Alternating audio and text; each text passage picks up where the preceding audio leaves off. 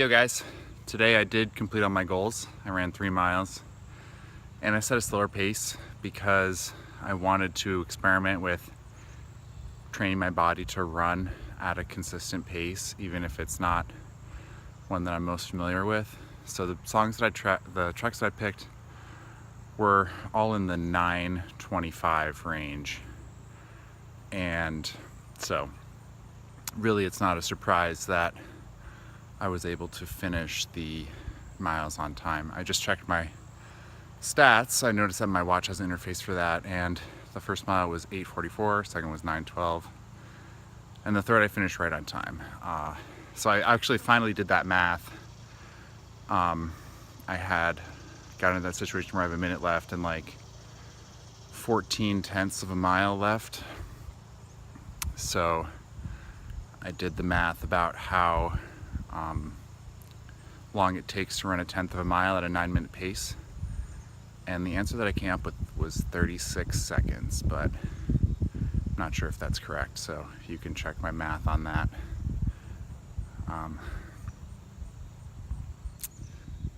Yeah, it seems wrong. So today I feel like I didn't have as many deep thoughts and revelations. I was kind of more planning ahead for the videos that I want to do throughout the day, and it's possible that's because my body was working out less intensely. We can explore that as we go further into this project and find out. So I'll tell you about the video that I was planning throughout the run.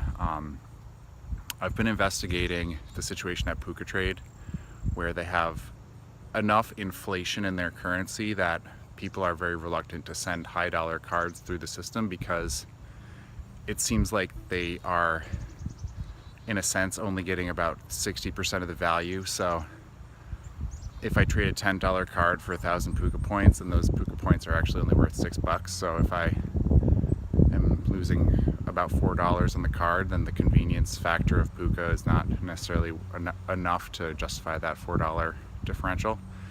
So I've been thinking about how we can fill in the inflation and deflate the currency a little bit by increasing the volume of the trades so that the convenience factor goes up. Because right now the convenience factor is mitigated because you have to manage your account so meticulously in order to assign bounties and make reciprocal trades. So the convenience factor is not very strong right now, but I think that if the convenience factor was exceptionally strong, then it could overwhelm the inefficiency of the currency itself, and it might actually be possible to continue pushing the marketplace forward even in the face of ongoing inflation. So basically there are some people who are willing to put in the time to get the maximum value out of their trades, but there are a lot of people who have more money than time, and they want to just get cards in the mail. They don't mind if it winds up wiping out $15 of their value. That's okay, because their time is worth more than $15 per hour, per increment of time that it takes to manage a trade. So I'm trying to theorize about ways to raise the volume of trades, and also thinking about what I've been learning about the cryptocurrency market from my old friend Carter Thomas, who has quickly been able to learn an insane amount about that market and does a great job at disseminating those learnings through his channel Coin Mastery. So I'm planning to address some questions to him about a notion that I have for using managed inflation to up the trade frequency and to start getting mid-dollar cards flowing rather than just low-dollar cards. Once we can get the mid-dollar cards flowing, then it'll start to unlock some of those high-dollar trades. That's my theory. So when I was thinking about that, I realized that there was kind of a pitfall in the currency model that PucaTrace has, which is that if I sent out 1,000 low-dollar cards and then cashed out with a single high-dollar card, that wouldn't really make sense in a real-world scenario. The transaction costs around Well, I guess I'm not really prepared to describe whether that would make sense or not, because honestly, that is putting a lot of energy into the marketplace, and it is creating a lot of utility and enjoyment by sending out 1,000 low-dollar cards. But in general, there is a pitfall that if everyone could do that, if I could send out 100 commons from the newest set to Commander players who don't want to buy a box, and snipe all the fetch lands out of the system, then it wouldn't be a marketplace that was useful for people who didn't want to commit that amount of time but did want to participate in, you know, more reciprocal trading styles. So I felt like the marketplace of cryptocurrencies might be a good example, because there is an open market, but there is different prices on different exchanges, and there is this notion that transactions are not instantaneous. Different currencies cannot simply be traded for each other.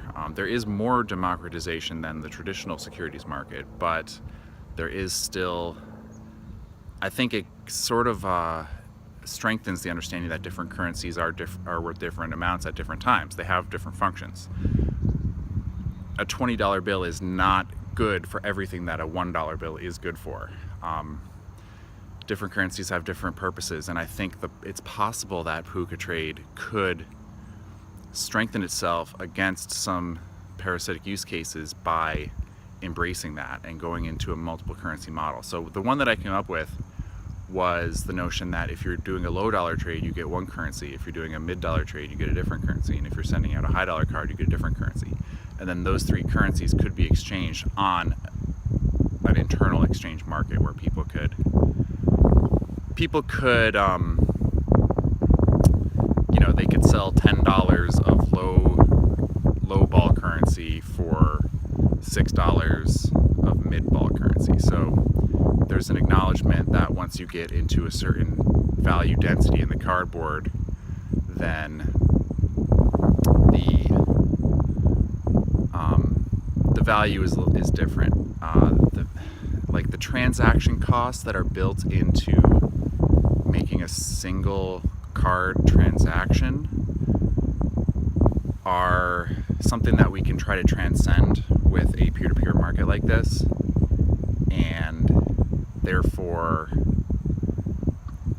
if you send out a card whose listed price is 10 cents because the transaction costs for that business to send it out are part of that, but the actual value of the cardboard based on its scarcity and utility is closer to like half of a cent, then it makes sense to capture that. It might make sense to capture that in a distinct currency that reflected the fact that you got it by eating those transaction costs, as it were. So I'm going to try to summarize that and give Carter a few details about the market and see if he has any thoughts about whether this is a real thing.